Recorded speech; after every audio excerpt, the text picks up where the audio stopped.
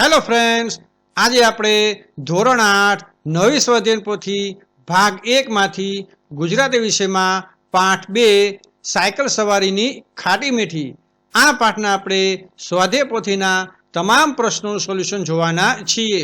તો વિડીયોમાં અંત સુધી જોડાઈ રહેજો અને તમારા મિત્રો સાથે શેર કરવાનું ભૂલતા નહીં. તો ચાલો વિડીયો શરૂ કરીએ.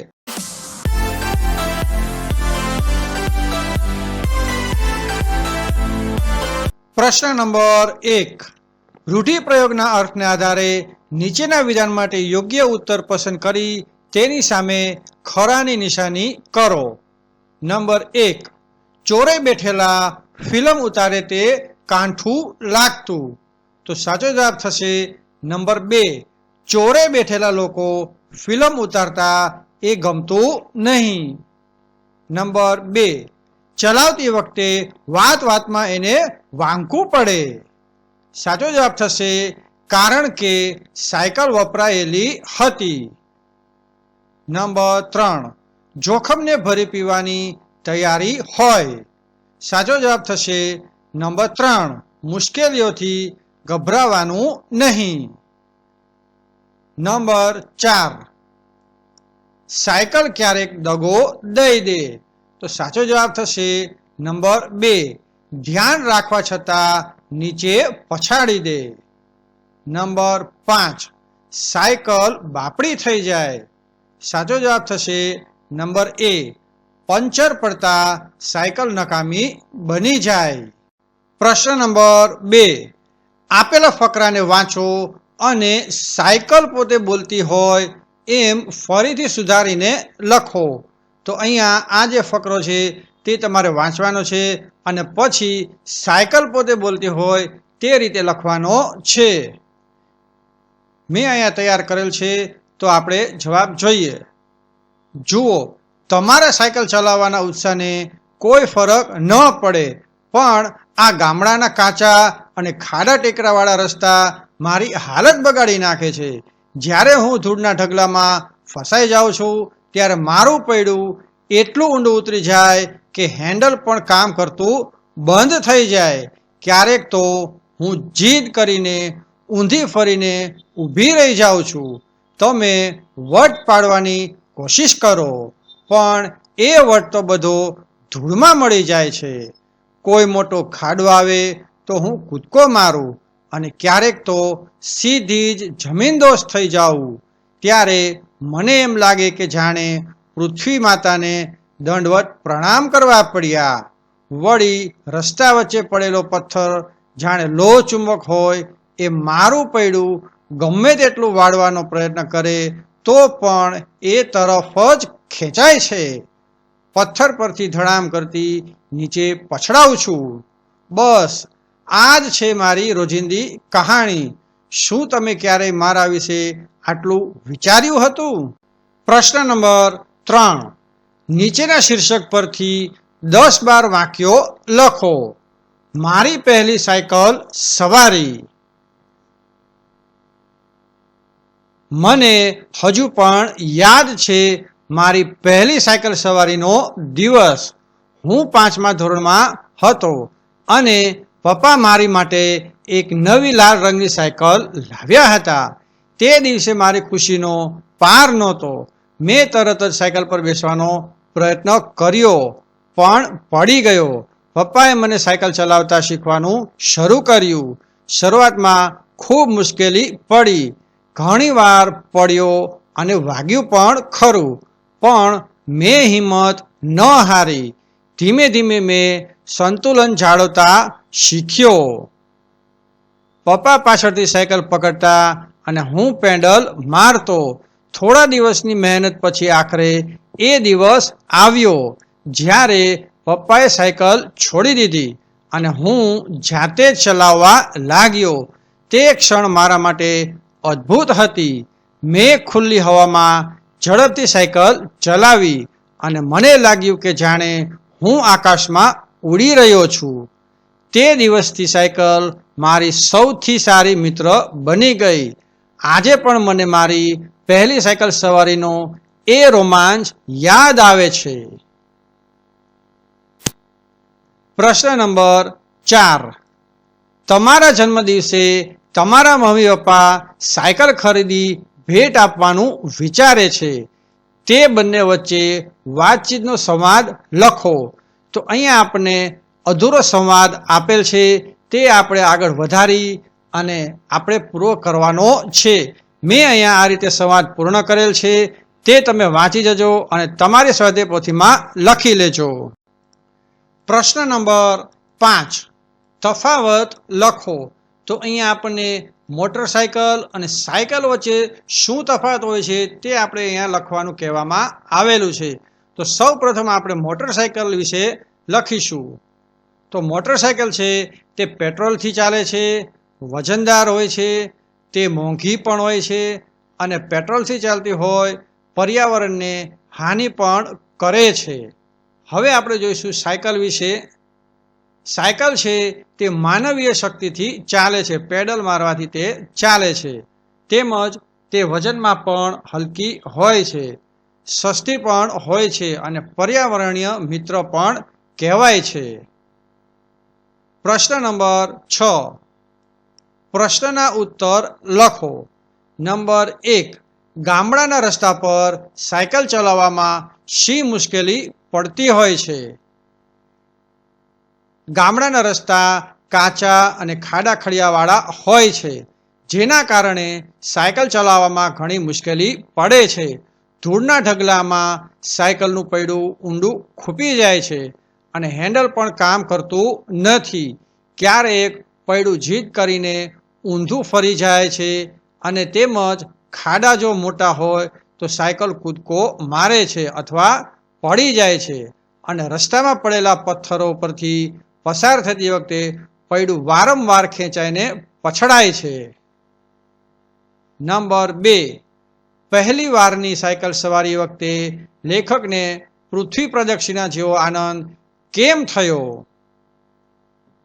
જવાબ થશે, પહેલી વાર સાયકલ સવારી કરતી વખતે લેખકને પૃથ્વી પ્રદક્ષિણા જેવો આનંદ થયો, કારણ કે સાયકલ ચલાવીને તેઓ પોતાના ગામની બહાર, ખેતરોમાં અને નદી કિનારે પહોંચી શક્યા હતા. આ અનુભવ તેમના માટે એક નવી દુનિયા ખોલવા સમાન હતો, જ્યાં તેઓ પોતાની સ્વતંત્રતા અને આસપાસના વાતાવરણને નજીકથી અનુભવી શક્યા હતા. નંબર 3, સાયકલ ચલાવતી વખતે લેખક વારંવાર ઘંટડી શા માટે વગાડતા હતા? લેખક સાયકલ ચલાવતી વખતે ઘંટડી વગાડતા હતા કારણ કે તેમને ઘંટડી વગાડવાનો ખૂબ શોખ હતો. કદાચ તે સમયે સાયકલ એક નવું વાહન હતું અને ઘંટડી વગાડવી એ પોતાની હાજરી દર્શાવવાનો એક આનંદદાયક માર્ગ હતો. તે લોકોને પોતાની આવવાની જાણ કરવા અને રસ્તામાં કોઈ હોય તો તેને સાવધાન કરવા માટે પણ વગાડતા હશે. નંબર 4, લેખક વાગ્યા પર ધૂળનો ઉપયોગ કેવી રીતે કરતા? શું તે યોગ્ય છે અને શા માટે? લેખક વાગ્યા પર ધૂળનો ઉપયોગ કરતા હતા. જ્યારે પણ તેમને વાગતું ત્યારે તેઓ તેના પર ધૂળ ચોપડી દેતા હતા. આ રીત યોગ્ય ન હતી, કારણ કે ધૂળમાં ઘણા જંતુઓ અને બેક્ટેરિયા હોય છે, જે ઘામાં ચેપ લગાડી શકે છે અને પરિસ્થિતિ વધુ ખરાબ કરી શકે છે. વાગ્યા પર હંમેશા સ્વચ્છ પાણીથી સાફ કરીને એન્ટિસેપ્ટિક ક્રીમ લગાવવી જોઈએ. નંબર 5, સાયકલ પર પાછળ કેરિયર પર બેસનાર શી શરત કરતા અને શા માટે? સાયકલ પર પાછળ કેરિયર પર બેસનારા શરત કરતા કે જો હું પડીશ તો તું પણ પડીશ. તેઓ આ શરત એટલા માટે કરતા હતા કારણ કે તેઓ જાણતા હતા કે સાયકલ ચલાવનાર જો સંતુલન ગુમાવે તો પાછળ બેઠેલ વ્યક્તિ પણ પડી શકે છે. આ એક પ્રકારની મનોવૈજ્ઞાનિક દબાણ કરવાની રીત હતી, જેથી સાયકલ ચલાવનાર વધુ સાવચેતી રાખે અને સંતુલન જાળવી રાખે. નંબર 6, લેખકે બાળપણમાં સાયકલ ચલાવવાની ઘટના શા માટે અસામાન્ય લાગતી હતી? લેખકને બાળપણમાં સાયકલ ચલાવવાની ઘટના અસામાન્ય લાગતી હતી કારણ કે તે સમયે સાયકલ એટલી સામાન્ય નહોતી. દરેક ઘરમાં સાયકલ હોય તેવું નહોતું. સાયકલ ચલાવવી એક મોટો અને વિશેષ અનુભવ ગણાતો. તે બાળકો માટે એક રમકડું નહોતી, પરંતુ એક સાધન હતું જે તેમને નવી જગ્યાઓ શોધવા અને દૂરના સ્થળે પહોંચવામાં મદદ કરતું હતું. વળી સાયકલ શીખવા માટે પણ ઘણી મહેનત કરવી પડતી અને તેમાં ઘણી વાર પડીને વાગતું પણ હતું. આ બધી બાબતો તેને એક અસામાન્ય અને યાદગાર અનુભવ બનાવતી હતી. નંબર 7. સાયકલ ભાડે લેવા માટે 2-3 મિત્રોએ શા માટે પૈસા ભેગા કરવા પડતા? તો જવાબ થશે સાયકલ લેવા માટે બધા જ મિત્રો ભેગા પૈસા કરતા, કારણ કે તે સમયે સાયકલ લેવી, ભાડે લેવી એ ખૂબ જ મોંઘી હતી. દરેક બાળક પાસે એટલા પૈસા ન હોય કે તે એકલો જ સાયકલ ભાડે લઈ શકે. તેથી બધા મિત્રો ભેગા મળી પૈસા ભેગા કરતા અને પછી વારાફરતી સાયકલ ચલાવતા. આ રીતે તેઓ બધા સાયકલ ચલાવવાનો આનંદ પણ લઈ શકતા અને પૈસાનો બોજ પણ વહેંચાઈ જતો. નંબર 8. સાયકલની ઘંટડી ન વગાડીએ તો ચાલે એમ શા માટે કહ્યું હશે? કારણ કે લેખકને ઘંટડી વગાડવાનો ખૂબ શોખ હતો અને તેઓ વારંવાર વગાડ્યા કરતા હતા. ઘંટડી વગાડવાનો હેતુ લોકોને સાવધ કરવાનો અને રસ્તામાં જો કોઈ હોય તો તેમને જાણ કરવાનો હોય છે. પરંતુ જો રસ્તો ખાલી હોય કે આસપાસ કોઈ ન હોય તો ઘંટડી વગાડવાની કંઈ જરૂર નથી. કદાચ કોઈ મિત્રએ કે વડીલે તેમને કહ્યું હશે કે જ્યાં જરૂર ન હોય ત્યાં ઘંટડી ન વગાડવી જોઈએ, કારણ કે તેનો વધુ પડતો ઉપયોગ અવાજ પ્રદૂષણ કરી શકે છે અથવા બિનજરૂરી ધ્યાન ખેંચી શકે છે. પ્રશ્ન નંબર 7. સાયકલ સાથે જોડાયેલી કહેવત, રૂઢિપ્રયોગ, સૂક્તિ કે પંક્તિ મેળવીને લખો. તો અહીંયા આપણે એવી 5 પંક્તિ લખવાની છે કે જેની સાથે સાયકલ શબ્દ જોડાયેલ હોય. તો શરૂ કરીએ. નંબર 1. સાયકલ ચલાવો, સ્વાસ્થ્ય કમાવો. નંબર 2. સાયકલ છે પર્યાવરણનો મિત્ર, પ્રદૂષણ મુક્ત ભવિષ્યનું ચિત્ર. નંબર 3. પેડલ મારો, મંજિલ પામો, સાયકલ જીવનનો સાચો સંગાથી. નંબર 4. સાયકલ શીખવી એટલે જીવનની ગતિ શીખવી. અને છેલ્લું છે, મહેનત કરો તો કદાચ નવી સાયકલ ખરીદી શકાય. પ્રશ્ન નંબર 8.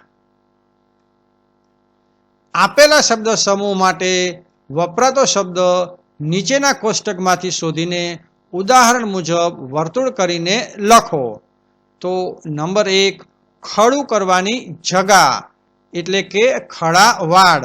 તો અહીંયા આપણે સામેના જે કોષ્ટક છે તેમાં આ રીતે આપણે તેને દર્શાવવાનું રહેશે. નંબર 2. સાધારણ નહીં તેવું, તો અસાધારણ. તો અહીંયા આપણે તેને આ રીતે દર્શાવવાનું છે. નંબર 3. છબડા ઘાટનું લોઢાનું એક પાત્ર, તો તેનું નામ થશે તગારું. તો અહીંયા આપણે તેને આ રીતે ખાનામાં દર્શાવવાનું છે, તગારું. નંબર 4. જેની ઉત્પત્તિ કે વપરાશ ઘરમાં જ હોય તેવું, તો તે થશે ઘર ગથ્થું. તો આપણે અહીંયા ખાનામાં દર્શાવીશું આ રીતે, ઘર ગથ્થું. નંબર 5. સમાન વય ધરાવતું, તો સમવયસ્ક. તો તેને આપણે અહીંયા આ રીતે દર્શાવવાનું રહેશે, સમવયસ્ક. નંબર 6. જેનું મૂલ્ય રૂપિયાના 16મા ભાગનું છે તે, તો તે થશે આનો. આનો શબ્દને અહીંયા આ રીતે અલગ દર્શાવી દેવાનું છે. નંબર 7 હઠપૂર્વકનો આગ્રહ એટલે હઠાગ્રહ. હઠાગ્રહને અહીંયા આ રીતે લાઈન કરીને નોખું દર્શાવવાનું છે. નંબર 8 જમીન પર સૂવું તે એટલે કે ભૂમિ શયન. તો ભૂમિ શયનને આપણે અહીંયા નીચેની લાઈનમાં દર્શાવીશું. રોમાંચ પમાડે તેવું એટલે કે રોમાંચક. તો રોમાંચક શબ્દ છે તેને અહીંયા આપણે આ રીતે દર્શાવવાનું રહેશે.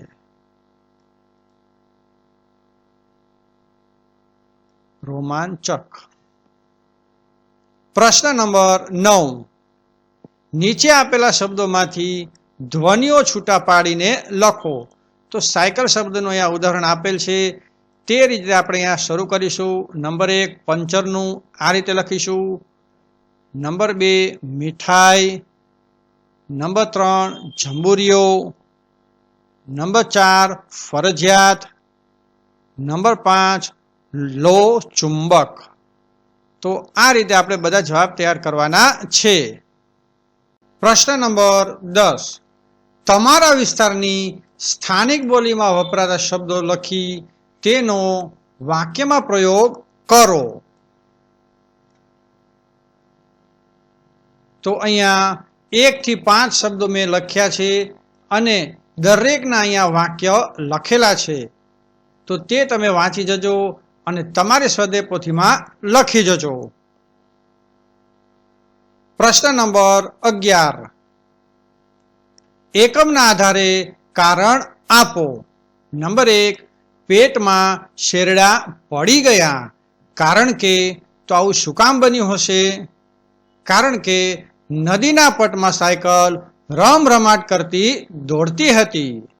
નંબર 2 દરેક સાયકલનું એકાદ અંગ ઘવાયેલું હોય. કારણ કે કુંડલામાં નવી સાયકલો વપરાઈને જૂની થઈ ગઈ હતી.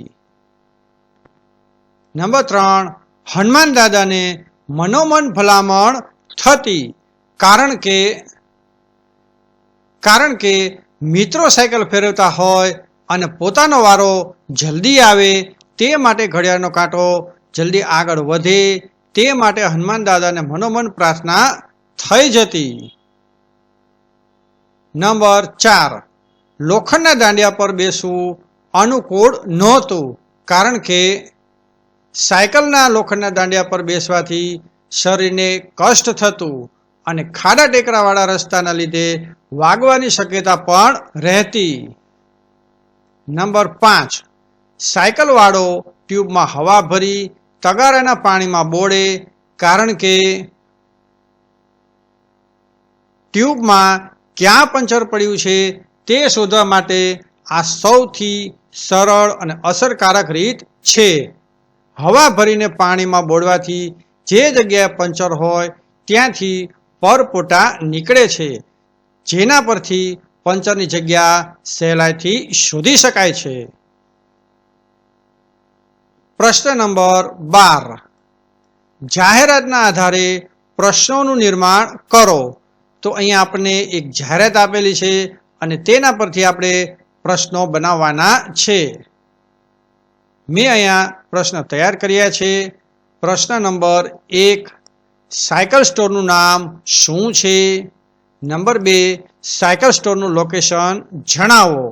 ઓફરમાં કેટલા રૂપિયાની એસેસરીઝ ફ્રી છે? નંબર 4 સાયકલ સ્ટોરમાં કેટલા મોડેલ ઉપલબ્ધ છે? અને છેલ્લું છે સાયકલ સ્ટોરનો સમય શું છે?